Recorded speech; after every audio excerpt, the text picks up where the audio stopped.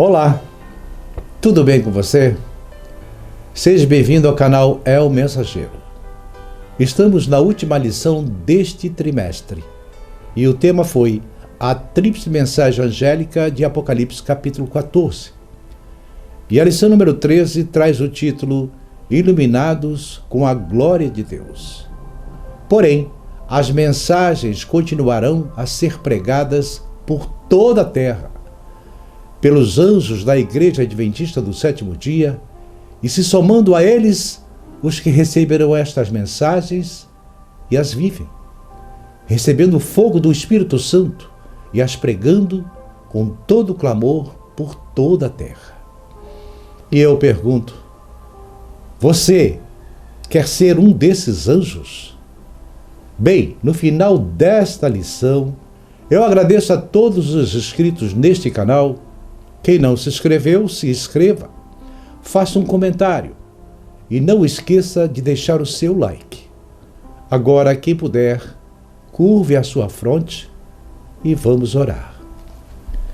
Senhor eterno Deus que estás nos céus, ó Altíssimo Senhor, nós te agradecemos por tudo que o Senhor tem nos dado, embora nós não merecemos. Perdoe nossos pecados, Senhor, por ações, palavras, pensamentos.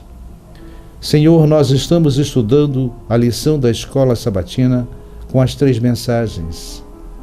Senhor, por favor, que Deus, o Espírito Santo, esteja presente nos ensinando para que possamos compreender as 3 mensagens angélicas, eu e todos que as assistirem.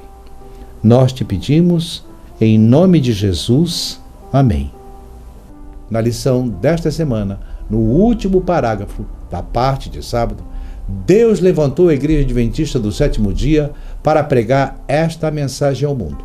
Assim, precisamos ser convertidos à verdade como está em Jesus e sermos transformados em novas criaturas pelo Evangelho Eterno de Apocalipse 14, 6, o qual está centrado na morte de Cristo por nós, a garantia de nossa salvação nele. E a lição desta semana finaliza com o alto clamor do Evangelho Eterno, os iluminados com a glória de Deus. Na parte de domingo, preparação para a crise final. Pergunta de número 1. Que alerta Paulo fez sobre os últimos dias da história? O texto de Tessalonicenses 5, de 1 a 6, nos ensina. O texto revela que o dia da vinda de Cristo virá como ladrão à noite, sobre os ímpios, e não sobre os fiéis.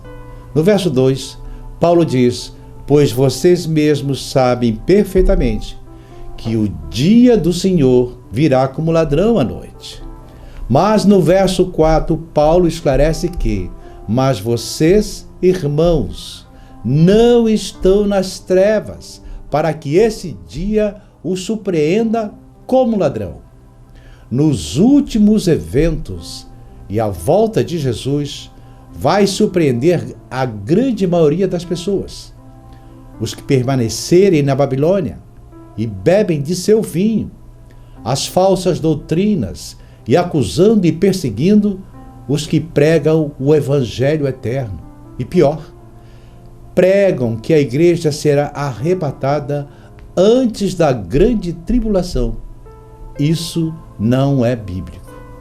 Já os que estão em comunhão com Deus estudam as profecias e não se deixam contaminar com o vinho da Babilônia.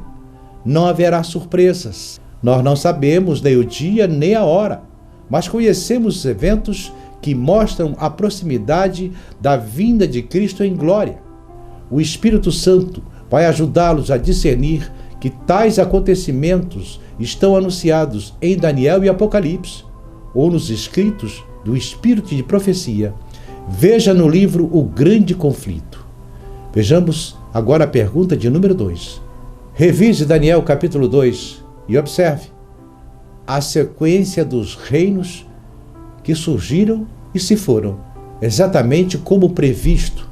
Podemos confiar que o estudo que Deus disse que vai acontecer realmente acontecerá? A profecia de Daniel, capítulo 2, diz a respeito do sonho da estátua de Nabucodonosor. Você já sabe, a cabeça da estátua era de ouro, simbolizava o império da Babilônia. O peito e os braços de prata, representando o império dos medos e dos persas. Os quadris e as coxas de bronze, simbolizando o império grego. E as pernas de ferro e os pés de ferro e barro correspondem ao grande império romano.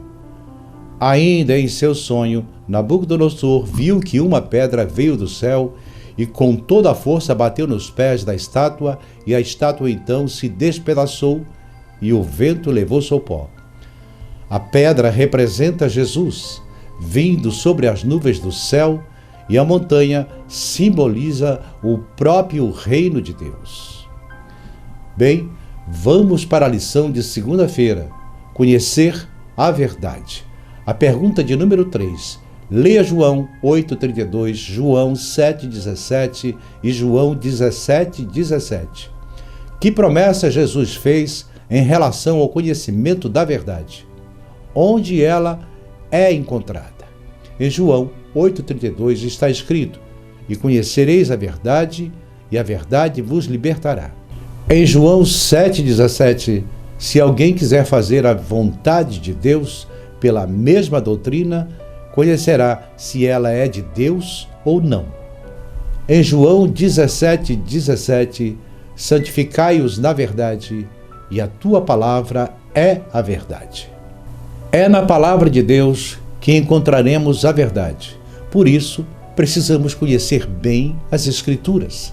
A mensagem do segundo anjo fala da queda espiritual da Babilônia, que significa eles não aceitaram a verdade, preferiram ficar com as tradições, com a imortalidade da alma e a guarda do domingo. E a primeira mentira na terra foi quando a serpente disse a Eva: certamente não morrereis. E depois vieram outras crenças erradas, como o purgatório, o limbo, o contato com os mortos, a feitiçaria, a necromância e muitas outras.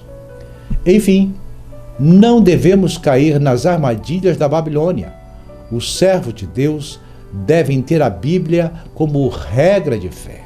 Em Tiago 1,27, fala a respeito da verdadeira religião, a religião que Deus, o nosso Pai, aceita como pura e imaculada é esta: cuidar dos órfãos e das viúvas em suas dificuldades, e não se deixar corromper pelo mundo. O povo de Deus precisa ser um povo santo, um povo separado no sentido de não participar das tolices dos ímpios. O verdadeiro povo de Deus é aquele que está se preparando para o fechamento da porta da graça e ser aprovado no juízo investigativo. Vamos para a parte de terça-feira. A reforma continua. Em Daniel 8,12 está escrito: por causa da rebelião, o exército dos santos e o sacrifício diário foram dados ao chifre pequeno. Ele tinha êxito em tudo o que fazia, e a verdade foi lançada por terra. Quer dizer que o poder representado pelo chifre pequeno, que é Roma, deitaria a verdade por terra. E isso aconteceu. A igreja cristã misturou-se com o paganismo e se apostatou, desde o Império de Constantino em 325 d.C. Foi por isso que no século XVI Deus levantou a reforma protestante. Deus levantou Lutero e Calvino com a verdade da Bíblia como regra de fé e prática, dizendo não à autoridade da tradição da Igreja Romana, dizendo não à intermediação do Papa, do sacerdote e dos santos mortos. Foi ensinada a salvação pela graça mediante a fé em Jesus Cristo, e não com base em indulgências e penitências. E a Igreja Batista levantou o batismo por imersão e o culto simples, baseado na oração, do louvor e na pregação da palavra. E Ellen G. White declara: a reforma não terminou com Lutero, como muitos supõem. continuará até o fim da história deste mundo.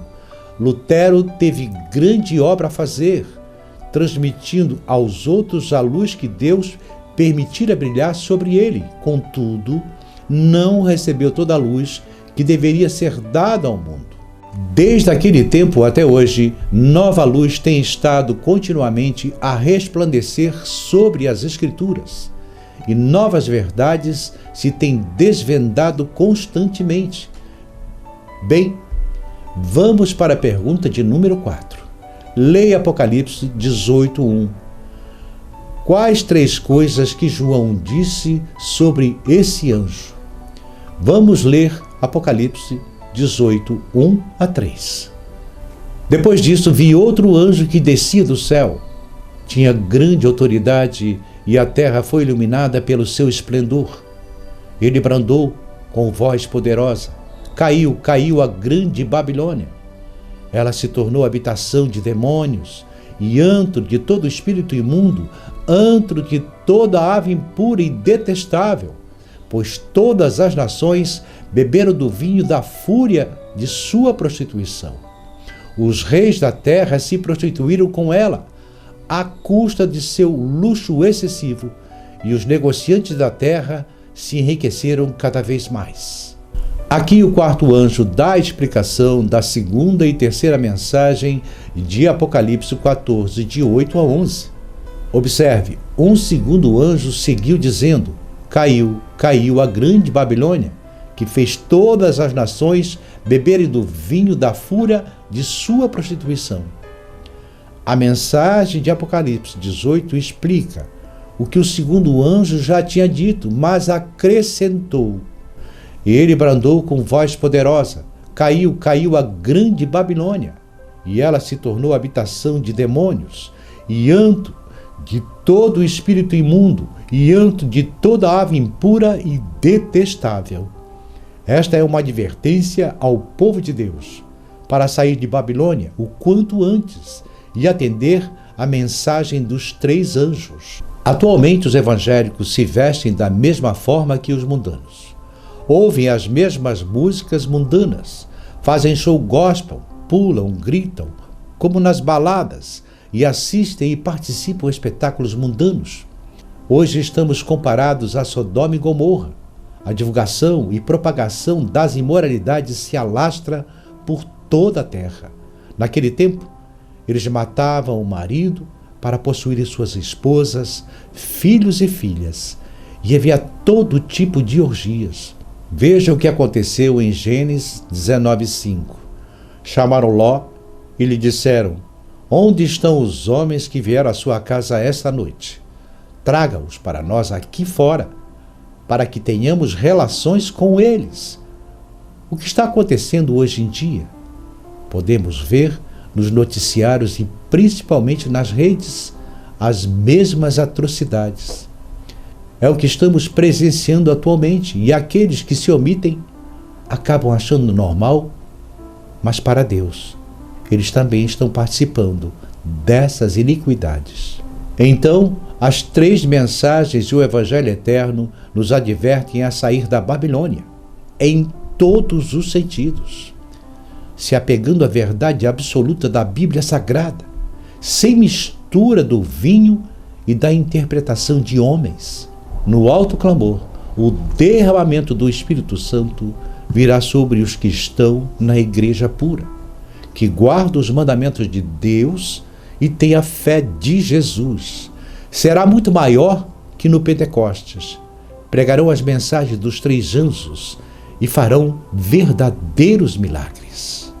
A chuva serôdia será o último grande derramamento do Espírito Santo e terá como objetivo completar o amadurecimento dessa área, para que a grande colheita que ocorrerá na volta gloriosa de Jesus. Podemos ler em Abacuque 2,14, que está escrito: E a terra se encherá de conhecimento e da glória do Senhor, como as águas enchem o mar. Na parte de quarta-feira, a glória de Deus na terra. Vejamos aqui a pergunta número 5. Quais as palavras estão escritas à glória de Deus que enche a terra, conforme a descrição de Apocalipse 18:1. Bem, em Apocalipse 14:11 fala de honra e de poder em conexão com a glória. Apocalipse 5:12 fala de poder, riqueza, sabedoria, força, honra e louvor em conexão com a glória. Em Apocalipse 19:1 fala de salvação e poder em conexão com a glória. Na pergunta número 6 é indagado o seguinte: leia Êxodo 33:18. Como Deus revelou a glória a Moisés? Qual é a glória de Deus? A glória é aquilo que confere prestígio, que faz com que alguém seja admirado, celebrado. A glória de Deus é o seu caráter. Quando Moisés pediu para ver a glória divina, Deus lhe disse que faria passar diante de Moisés toda a sua bondade. E de fato, quando Deus passou diante de Moisés, nós vemos que ele proferiu as palavras que estão em Êxodo 34, de 6 a 7. E passou diante de Moisés, proclamando: Senhor, Senhor, Deus compassivo e misericordioso, paciente, cheio de amor e de fidelidade, que mantém seu amor a milhares e perdoa a maldade, a rebelião e o pecado. Contudo, não deixa de punir o culpado. Castiga os filhos e os netos pelo pecado de seus pais, até a 3ª e 4ª gerações. E como é que nós fazemos para dar glória a Deus? Veja no espírito de profecia. Então, dar glória a Deus é manifestar o caráter de Deus ao mundo, por meio de nosso próprio caráter, em harmonia com o caráter de Deus. É preciso estar em comunhão com Deus todos os dias. A lição da Escola Sabatina sugere o texto de Testemunhos para a Igreja, volume 6. Irmãos e irmãs, meu ardente desejo é por estas palavras chamarem sua atenção para a gravidade do tempo e significação dos acontecimentos que agora estão ocorrendo. Eu lhes aponto para os movimentos intensos que atualmente estão sendo realizados para a restrição e liberdade religiosa. O santificado monumento divino foi pisoteado e erguido em seu lugar diante do mundo o falso sábado, que nós sabemos que é o domingo, que não tem santidade alguma. E enquanto as potências das trevas instigam os elementos terrenos, o Senhor do céu envia seu poder do alto a fim de apoiar o seu movimento, despertando instrumentos para exaltarem a lei do céu. Agora, precisamente agora, é tempo de trabalharmos em países estrangeiros, quando os Estados Unidos, o país da liberdade religiosa, se aliar com o papado, a fim de dominar as consciências e obrigar os homens a reverenciar o falso sábado. Os povos de todos os demais países do mundo hão de ser induzidos a imitar-lhe o exemplo. O nosso povo não tem sequer utilizado a metade do seu poder que dispõe para atender à mensagem de advertência. O Senhor do céu não enviará seus juízos destinados a punir a desobediência e transgressão até que sejam proclamadas suas advertências. Não encerrará o tempo da graça até que a mensagem seja mais destinamente proclamada. Quando eu e você reconhecermos que somos miseráveis pecadores e nos humilharmos diante do Pai em arrependimento, o Espírito Santo nos fortalece com seu poder, nos levando à santificação e o clamor para pregar as mensagens ao mundo pelo poder do sangue de Jesus, derramado na cruz por nós, e por seu sangue dizemos não ao pecado, como está escrito em Apocalipse 12:11. Eles venceram pelo sangue do Cordeiro e pela palavra do testemunho que deram. Diante da morte, não amaram a própria vida. Na parte de quinta-feira, o cordeiro que foi morto. Vamos para a pergunta número 7. O que o cordeiro simboliza?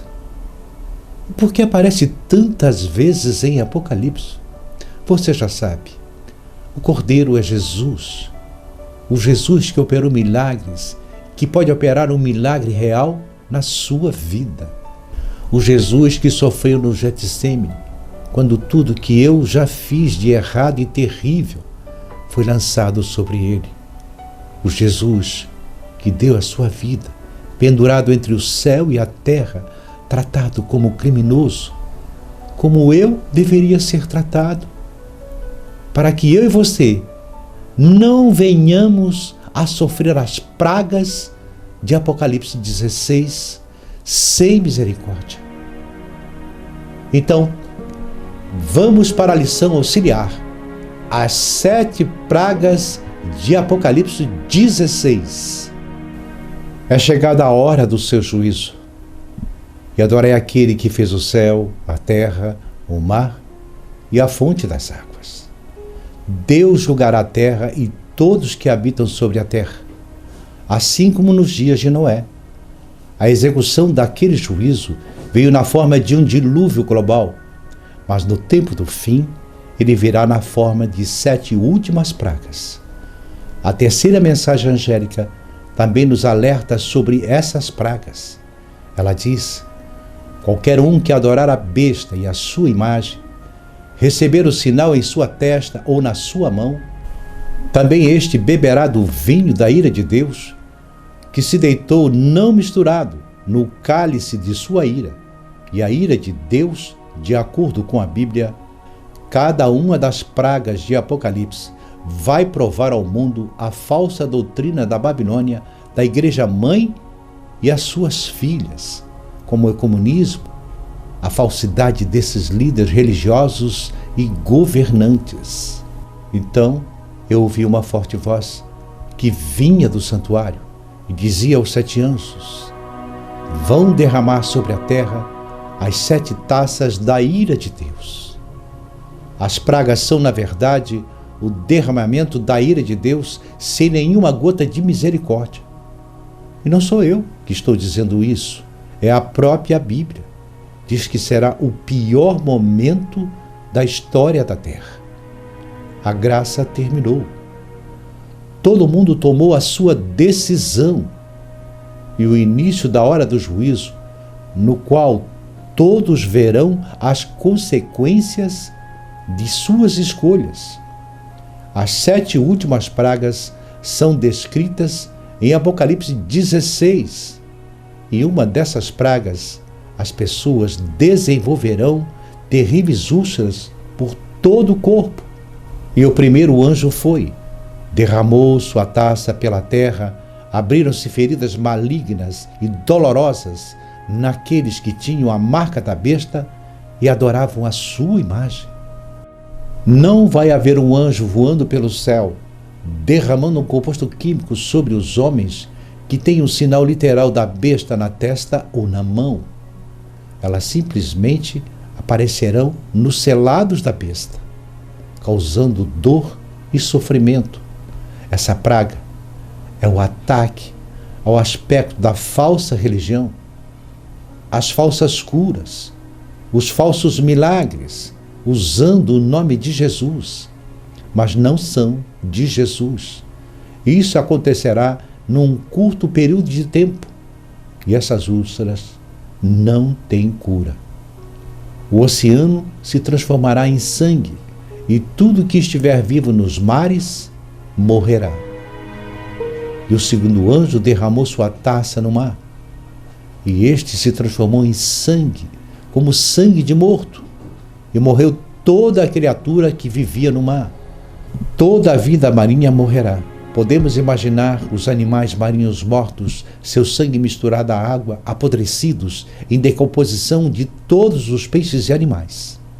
Este cheiro fético invadirá as cidades próximas do oceano. No final da segunda praga, saiu o decreto de morte sobre os selados de Deus, de Apocalipse 13:15. foi-lhe dado poder para dar fôlego à imagem da primeira besta, de modo que ela podia falar e fazer que fossem mortos todos os que se recusassem a adorar a imagem. O terceiro anjo derramou a sua taça nos rios e nas fontes das águas, e elas se transformaram em sangue.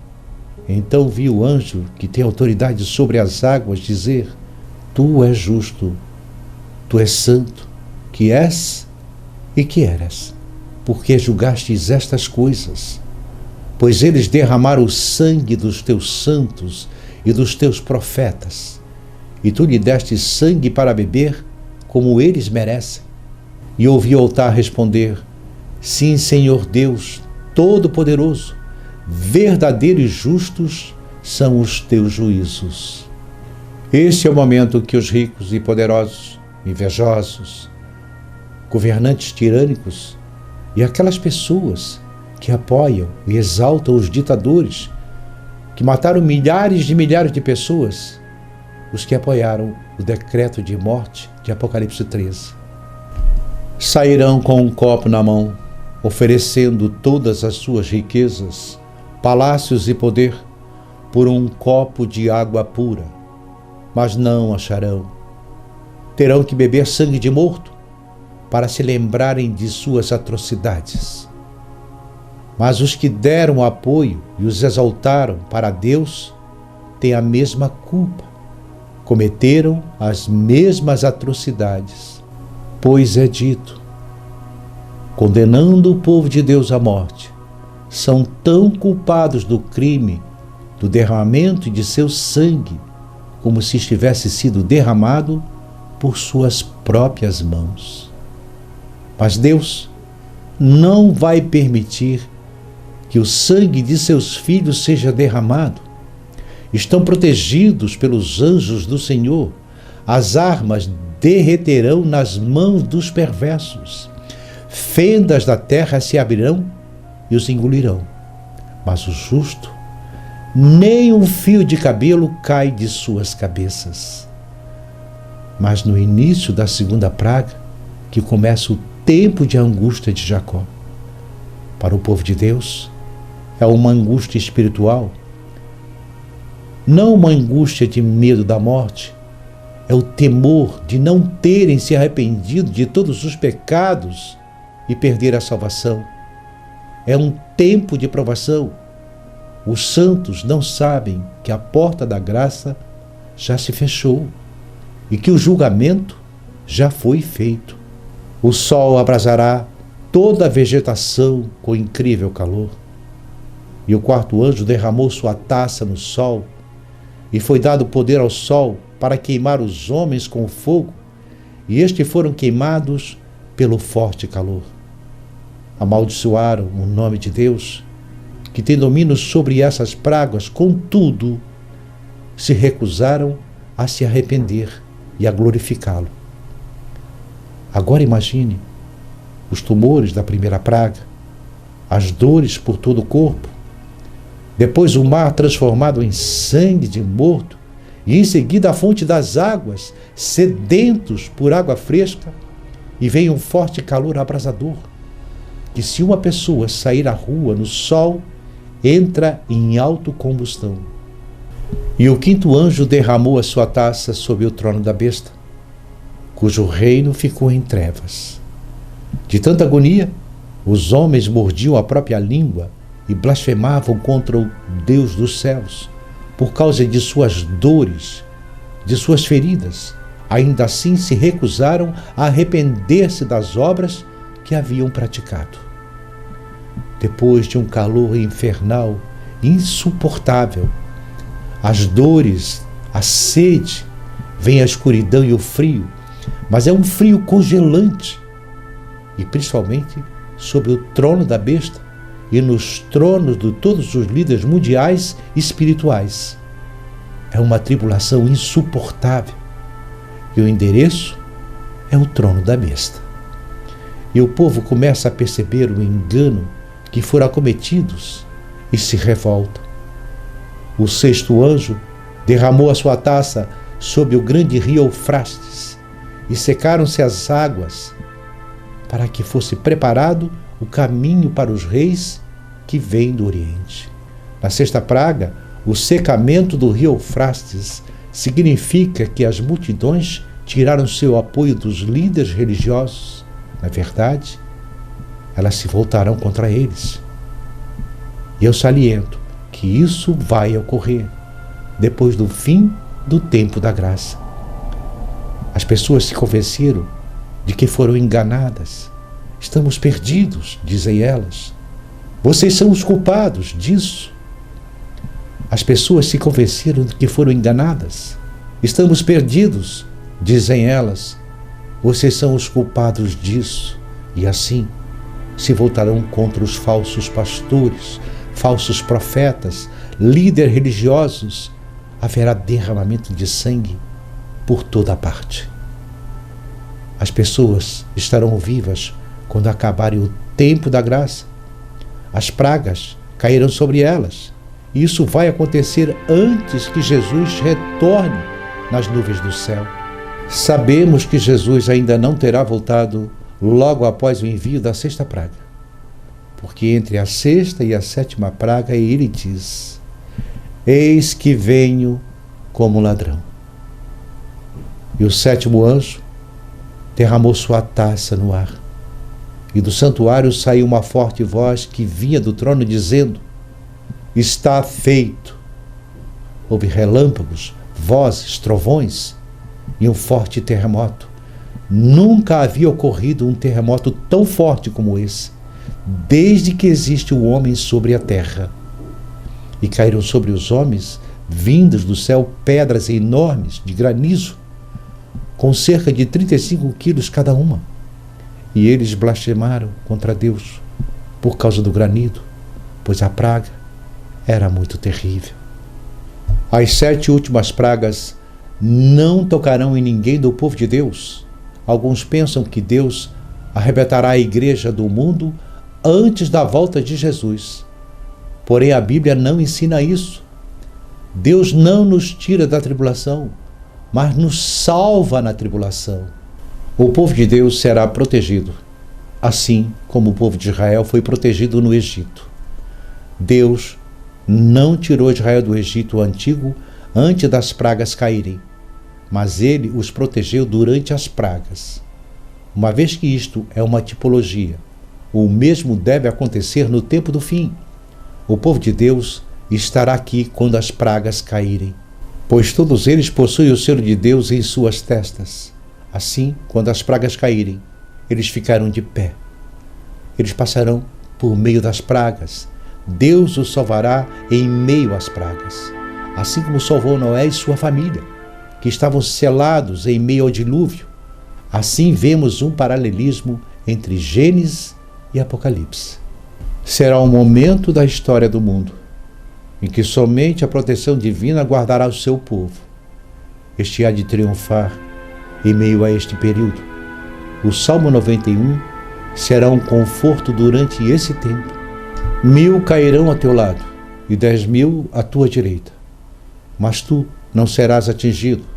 Somente os teus olhos contemplarás e verás a recompensa dos ímpios, porque tu, ó Senhor, és o meu refúgio. No Altíssimo fizeste a tua habitação. Nenhum mal te sucederá, nem praga alguma chegará à sua tenda, porque aos seus anjos darão ordens a teu respeito, para te guardarem em todos os teus caminhos, e eles te sustentarão nas suas mãos, para que não tropeces com teu pé em uma pedra. Eles terão desenvolvido um caráter refinado por meio do íntimo relacionamento com Cristo.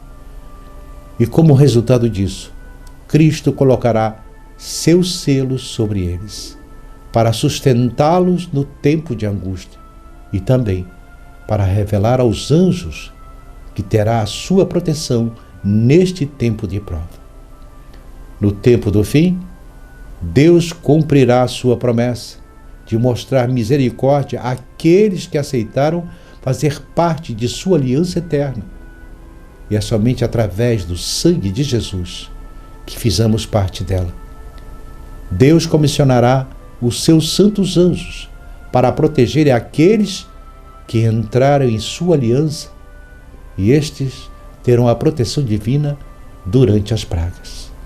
Este será o último derramamento da fúria divina sobre o mundo, que tem rejeitado sua misericórdia, rejeitado sua justiça e sua lei.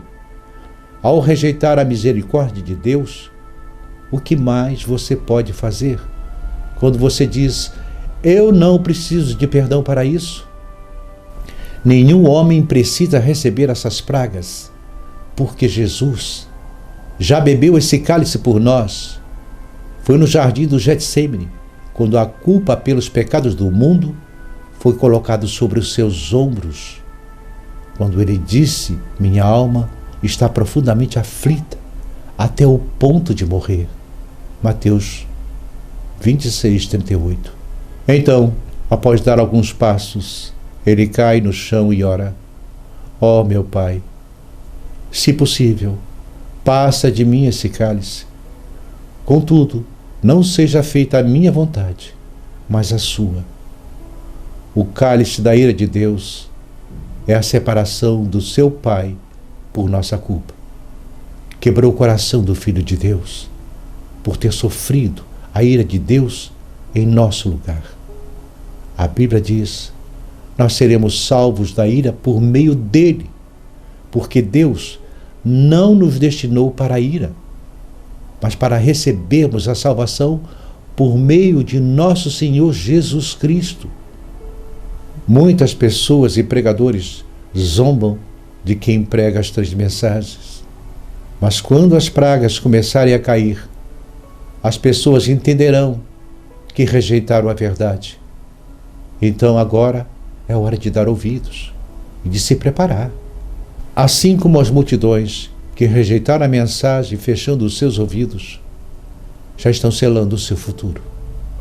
Cabe a você fazer sua própria escolha. Mas hoje, porque amanhã pode não ser possível. Aceitará você a mensagem dos 3 anjos?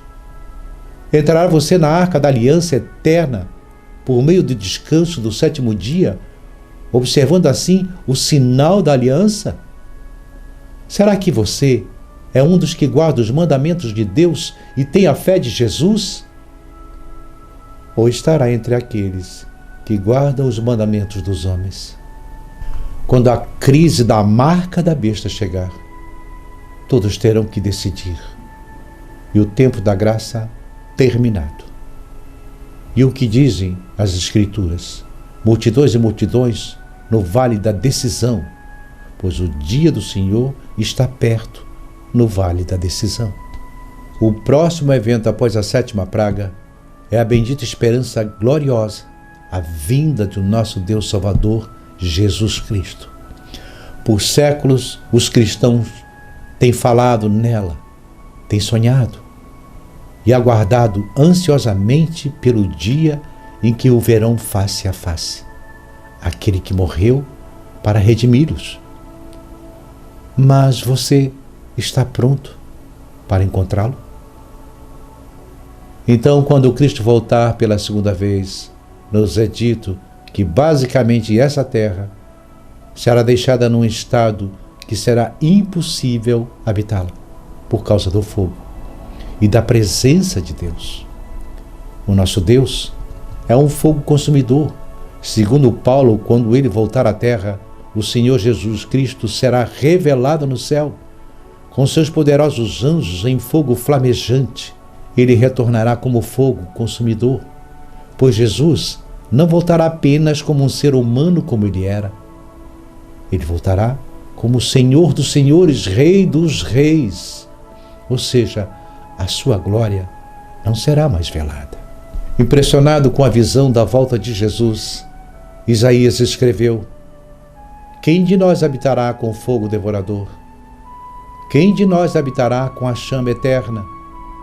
Esta é uma pergunta que todos devemos responder enquanto nos preparamos para o fogo consumidor da presença de Jesus. Mas, após Isaías perguntar: quem pode habitar entre o fogo consumidor? Ele mesmo respondeu à sua pergunta dizendo: aquele que anda retamente, só os justos permanecem na presença de Deus. A mensagem de Noé, que deveria preparar um povo para o julgamento do mundo pela água, é a mesma mensagem que deve preparar um povo para o julgamento do mundo por meio do fogo, uma vez que Noé foi um pregador da justiça. Este é o momento de sua decisão. Este é o momento de você se decidir pelo lado de Cristo. Este é o momento de abandonarmos nossos pecados escondidos que nos separam de Deus, nos impedindo a nossa comunhão com Ele. Este é o momento de você dizer: eis-me aqui, Senhor, envia-me a mim. Que essa seja a sua decisão e que juntos um dia com Jesus possamos estar nas mansões celestiais. Eu espero que você tenha aprendido mais sobre as 3 mensagens angélicas e que você e eu, todos nós, possamos nos unir a Cristo para completar a obra e Jesus possa voltar. Que Jesus nos abençoe.